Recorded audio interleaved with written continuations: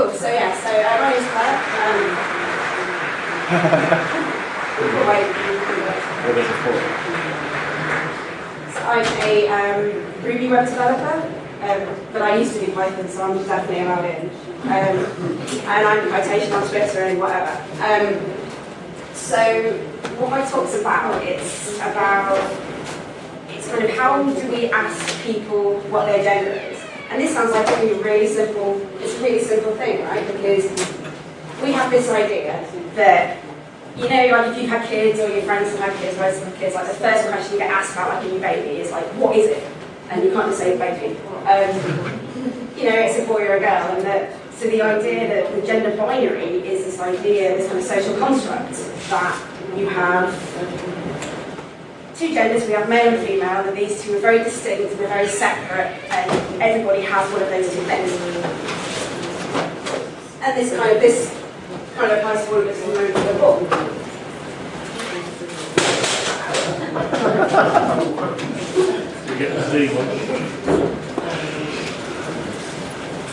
So if that concept is true, if everybody is male or female and they are one of those things and only one of those things, then what's the matter with the form drop down like this?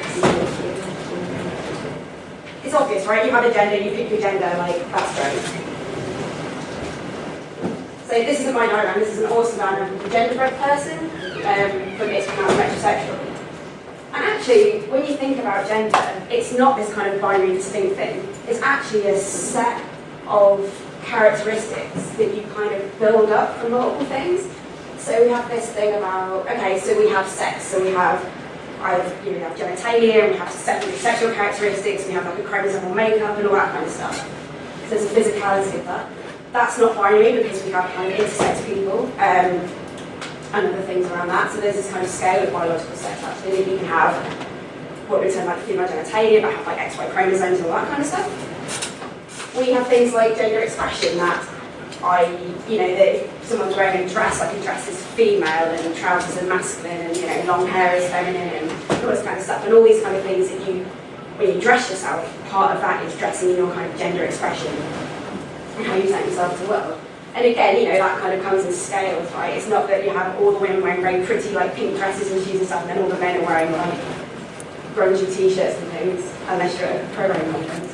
There's a scale of that, right? So it's like how I'm dressed now. Like I'm dressed in like women's clothing from a women's shop, but I'm not wearing a dress or a skirt or whatever. We have romantic attraction, which we're not really going to go into.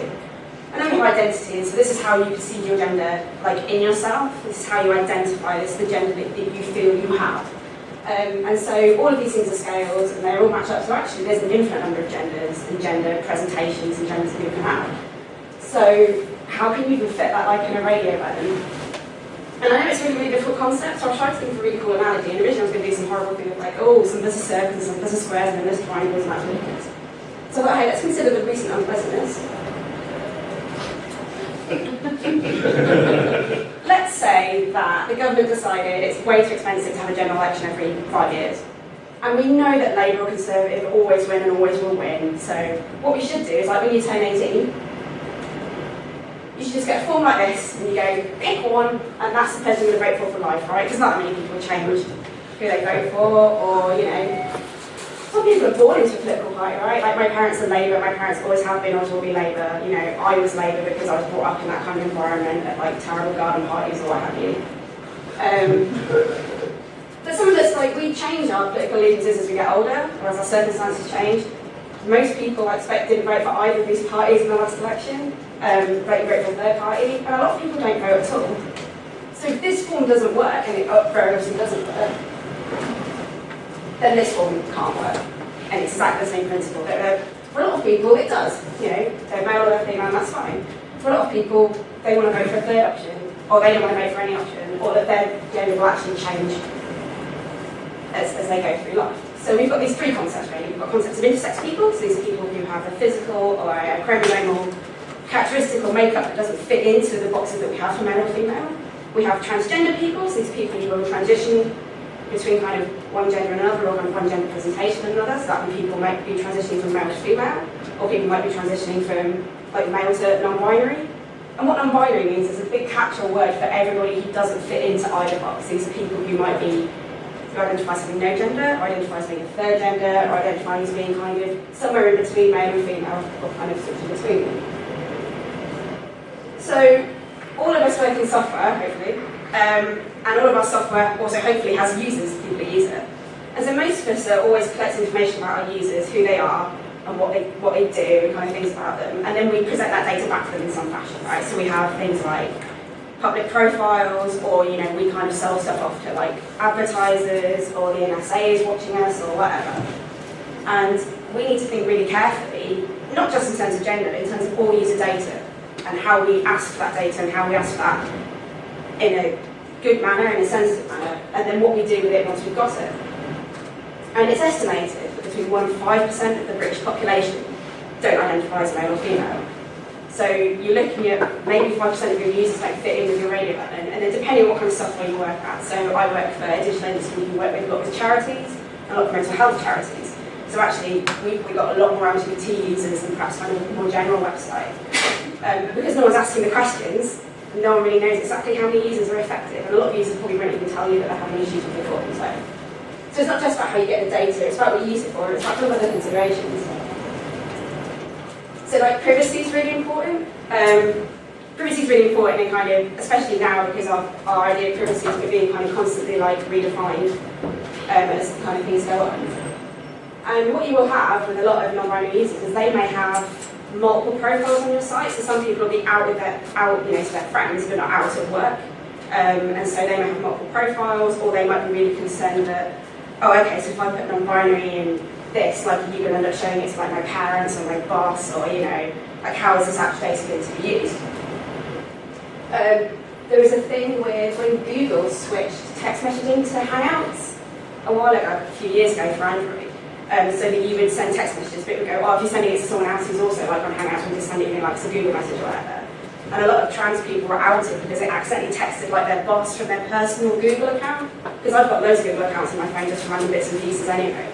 And it's embarrassing when you kind of do that. You go, oh no, I sent this from my personal account. But a lot of people were outed.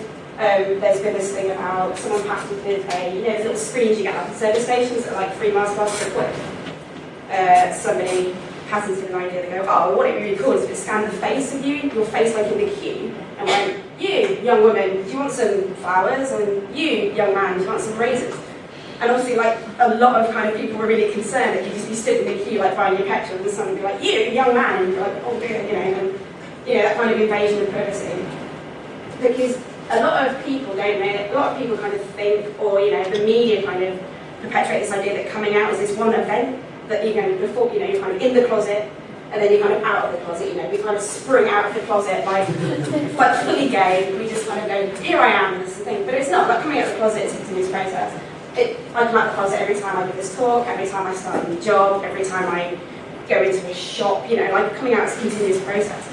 So you've got no idea what kind of state people's lives are in, so it's really important you don't accidentally out people.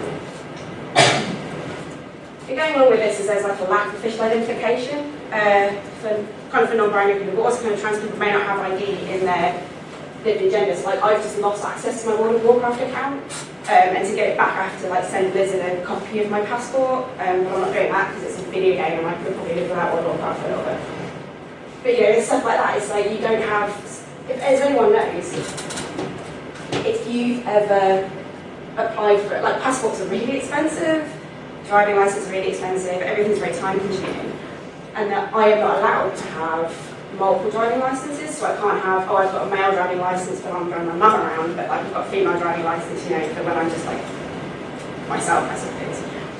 So you can't kind of rely on people having an official ID. You can't say to people like, oh, if you want to change your gender with us, you have to send us your driving license, or you have to send us your passport, or you have to send us your birth certificate. Because a lot of users kind of won't have that. And there's also this kind of thing about the real name. So we had this, someone had a great idea and said, oh, well, if we make everyone use a real name on the internet, people will stop being horribly trollish in comments on the internet. And we know, like, from Facebook, that hasn't worked at all. Because a lot of people really like putting their real names to their kind of awful, terrible ideas. So we can't even really have a concept of a real name. And so this whole kind of thing is that when you learn how to, so when I learn at uni about users, and you go, oh yeah, when you create a database, and you have a database about users, and you go, oh, it's first name, surname, gender, blah, blah, blah. And we just kind of do it automatically, I think, as developers. We just kind of go, bash it out, we use the library that bashed it out for us. You just kind of need to have a bit more thought into it. And that there's no gender neutral flag, so if someone comes to you and says, oh, I'm non-binary, but there's no such thing as a non-binary flag on the UK passport at the moment, and the government kind of really dragging their feet about it, but some countries do. So if there's a campaign to get like an X on the passport, for the minute I have to have male or female on a passport, so why are you asking about people's gender in the first place? Mostly it's developer laziness, which is fine, because software development is all about being as lazy as humanly possible. But so I've given this talk a few times actually, so I've mostly been just talking at UX conferences, and once at a Ruby conference as well, and kind of every time I do it, people always come to me with kind of their unique situation about, like, well, this is why I have to ask, or this is why I do something, or, this is why you have to do it. So obviously advertising is massive. This is my favourite example of gendered advertising or gendered products. So you can't read the back. Basically, Q-tips for women, beautiful, do your eyeliner with it, or just touch your face. I don't know what you do with a Q-tip. But men, if you're using a Q-tip, it's your multi-tool for detailing your face. Do you want to build your face with some cotton? Yeah. Women, we just shut our eyes and touch ourselves with it. I'm not really sure. But we see this a lot, right? Kind of unnecessarily gendered products, which is an entire talk and rant actually by itself. So if you catch me drunk later, start me off. So it's really low-hanging fruit, right? It's really easy to kind of go, oh yeah, we'll just advertise these things to women, these things to men. Facebook do it, which is why they ask you your sex when you sign up, so they can kind of go, women, do you want some flowers? Men, do you want some not flowers? A lot of advertisers now actually will tell you that gendered advertising doesn't work, and that with the amount of data that we do get about people, like personalised advertising is really easy and much, much more effective. Also, you have this thing where, so Twitter, has anyone ever had a look at their Twitter analytics? And you go, like, well, how many followers have you got and all this kind of stuff? And I had a look, and it's like, oh yeah, 90% of your followers are men. And I thought, well, that's a bit weird. I don't think 90% of my followers are men. And I thought, well, no, actually, 90% of my followers are software engineers and or like video gamers. Because Twitter doesn't ask you your gender, it kind of tries to guess by what you tweet about. And Google do the same thing. If you're using like an anonymous Google profile, they'll try and guess your gender by what you Google about. So Twitter thinks I'm a man because I'm a nerd. So it's low hanging fruit and there's way too many false positives. You may also be asking because you want to know how to address somebody, okay? So we don't like to just use people's names, like in emails and stuff, we want to say like Mr. Smith or Miss Smith. Smith's very popular. But you might, if you want to ask people how to address them, then you should ask them how they want to be addressed. So pronouns, I'll put these slides online, this is a really cool little web app that will teach you how to use a lot of non-binary pronouns. So we all know about he and she for male and female. A lot of people are going by the singular they pronouns, it's becoming more and more popular, so be like, they have done this, now this belongs to them, etc. But there are actually like loads, and there are way more on this list than I even heard of like non-gendered pronouns that people might want to use, and people on your site might ask if they can use those. And some of them are a bit more popular than others, it is a little bit of a minefield. But ask people their pronoun. We kind of also kind of think about like how we're an international community, and that actually titles are very English language based. And actually, different cultures have different forms of address. So you're not just covering gender by asking kind of this question. You're covering kind of lots of different things, different genders, different cultures, etc. So if you want to ask about that, then ask about that. You may also be asking because you may be trying to figure out someone's gender because you are working on an application or a site that is very gendered. So say you're working on an application where you can track like the status of number one child or something like that, something that's very gendered. And you might go, okay, I spoke to a woman who works at Mumsnet, and she said, well, unless they tell us they're male, we just assume everyone on Mumsnet's a woman, because their gender question is optional. They just go, we just assume you're a woman unless told otherwise. But actually, we live in a world now where it's not only women who give birth, and so we have this thing with transgender men, but a lot of transgender men still kind of keep, wombs and uteruses and stuff. So actually, transgender men can give birth, transgender men have periods, transgender women can be like, natural fathers. So you can't kind of assume from a characteristic, or you can't assume from the way someone's been brought up or kind of their younger experiences, like what gender they are. So if you want to ask, if you're doing something like that, you want to ask the question like, are you pregnant right now? And kind of cut all the gender stuff kind of out of it a little bit.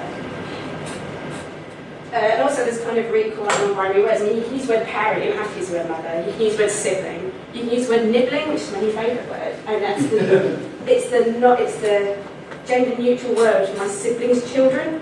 So instead of saying my niece and nephew, say, oh, my nibblings, and that's ridiculously cute.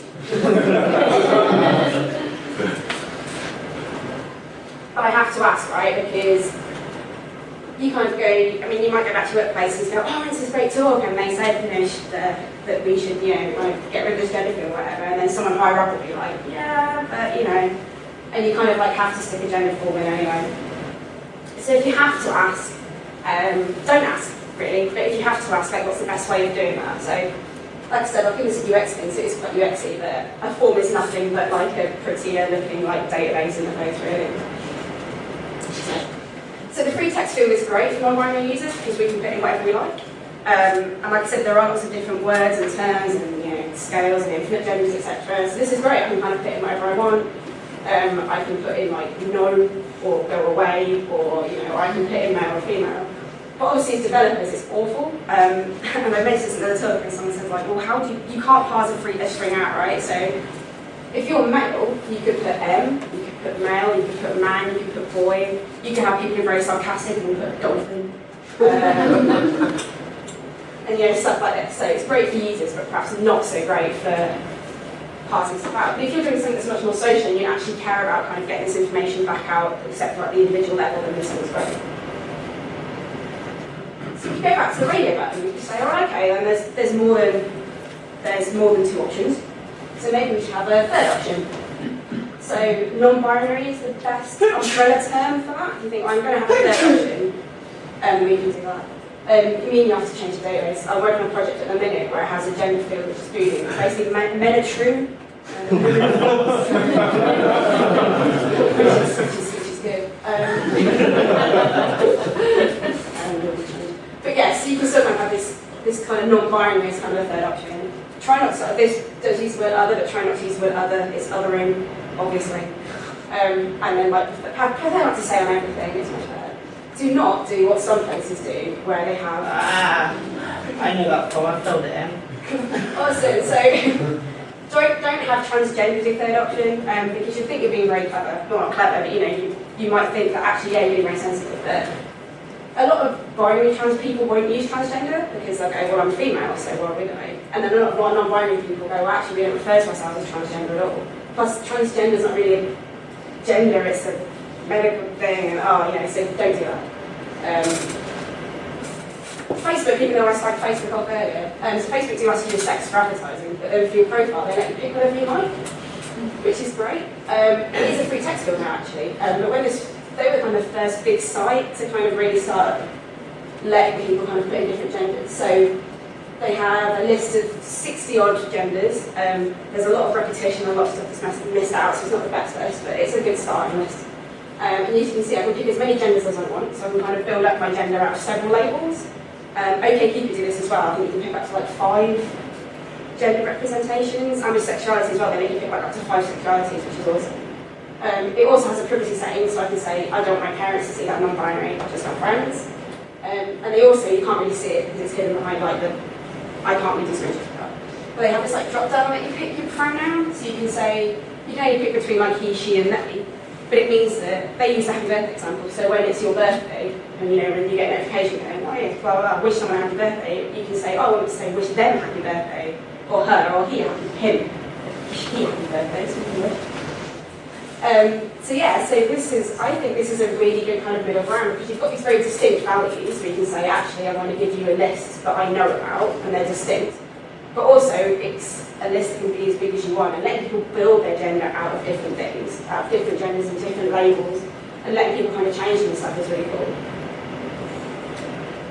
Yeah, let's put it all together. So, like I said, I'm a back-end developer, which is why this wireframe is awful, and you would never make a form that looks like that.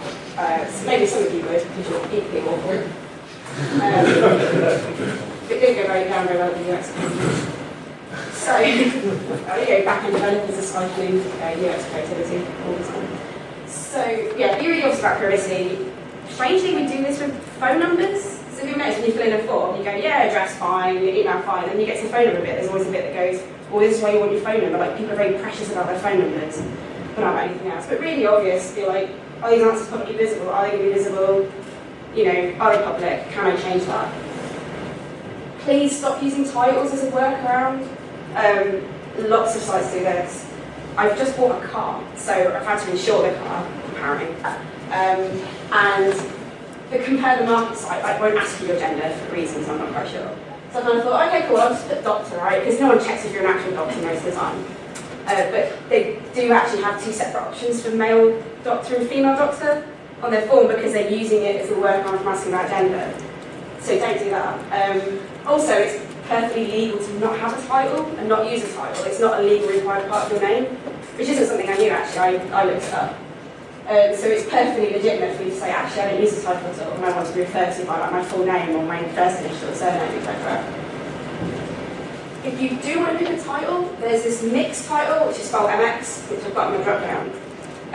Lots of places starting to accept it, the government accepts it, the bank eventually accept it, once you shout at them for a little bit. Like DVLA, Passport Office, a lot of utility companies and kind of more banks and kind of things are really accepting like mix as a gender neutral title. I mean, it's not only for non-binary users, it's, it's 2015 and as a woman I shouldn't have to be defined by my marital status because, women aren't property anymore. Third thing is actually ask the question you want to ask about pronouns, or ask about the physical attribute or the social attribute. Don't assume gender from title or from kind of any other bit of information. Allow as many options as you can, so free text field, multiple options, etc., etc. Also, make it really easy for people to change their information. Don't make people jump through awful hoops, having to send their passport, their driving license, or whatever to change their gender or their name and stuff with you. Because people change their names and genders all the time, and we should probably be a little bit less precious about those attributes. So, we'll just rattle through this. What's next? So these are a few links about some really cool organisations that work with other organisations. So like Non-Binary UK worked with UCAS recently about the gender field on their form and how they were going to work with that. All About Trans do a lot of work with kind of BBC, ITV, media companies about representations of transgender and non-binary people. I realised that this is a lot of information for some people who haven't kind of heard of a lot of this stuff before. And that kind of the stuff I know is stuff I know kind of from years of kind of reading up about it and stuff like this. And I think that it's a really good thing to kind of read up on this stuff. And I know that as a non-binary trans community, we don't agree on our own terms between us very well. And so for kind of people who are kind of coming into this community going, what word do you want? A word you could pick now will be really offensive in 2 weeks' time, it changes a lot.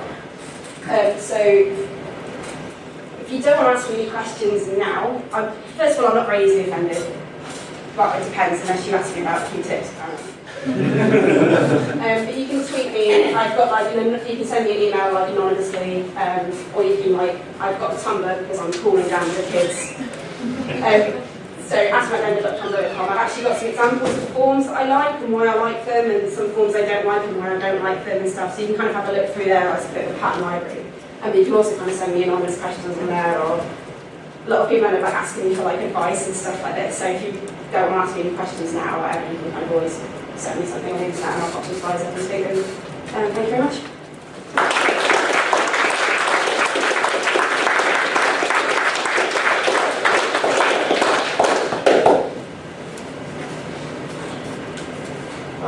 You talked about why you might want to actually specify a gender field, like for filtering advertising or something like that. Have you come across any reasons why you ever actually need to have a title? I can't think of why you would ever need that data. I think it is part of the formality that we have a convention of saying, when you send an email or a formal letter, you write, "Dear Mr. something," or "Dear Miss something," and I guess it seems informal to us to refer to people by their full name in a formal thing, but there's, like I said, there's no legal definition, there's no legal requirement to have a title, so it's just kind of I've seen marketing using that to basically separate usually doctor or engineer. If you basically give the choice of pronouns on registration, other than that, it's just the initial email part trying to identify closer to the user. And I think as well, we just, like a lot of these things, we just kind of do it and not really think about it. So it's just go, oh yeah, everyone's got a title.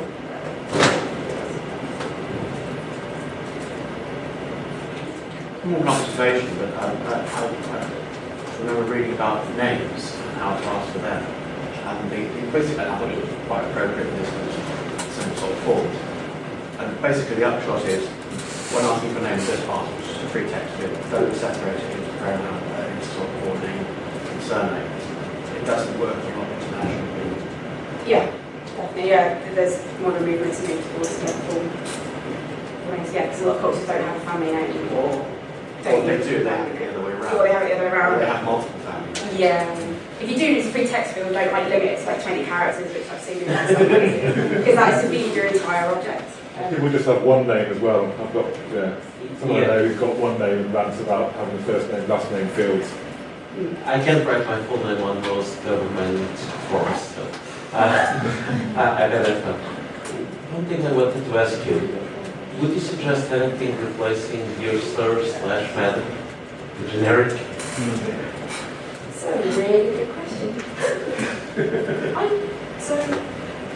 No, I guess you can't write dear whoever. It's a little bit difficult, like for a job application or something like that.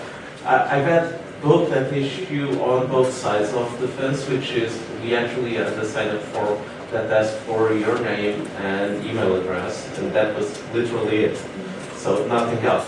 So I think there's always like to whom it may concern, but that sounds like I have a murder history.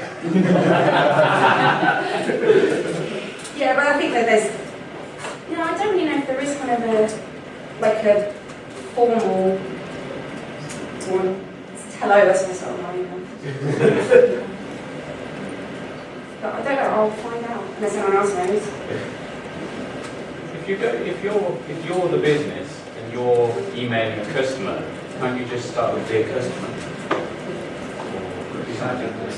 sometimes customer is the wrong word. Yeah, that seems quite clinical. Like you're defining them as I'm going to make profit out of you. I guess as well, that it kind of seems a bit more like junk mail if you get a thing that just says like dear whoever. So going back to the title thing and the compare the market. The reason compare the market dropped then, which is the change in the law due to email relations, were not discriminating based on gender and insurance. Right. Like the fact that you used to have Sheila's Wheels, which would give women lower insurance rates because you say that less crashes. So they're not allowed to discriminate based on gender and sexuality anymore. However, they are allowed to discriminate based on title because you can infer professionality from title, doctor, and say that the doctor might have less crashes than being professional, less in this lower paid job or something like that. Or maybe the inverse, you can charge them more.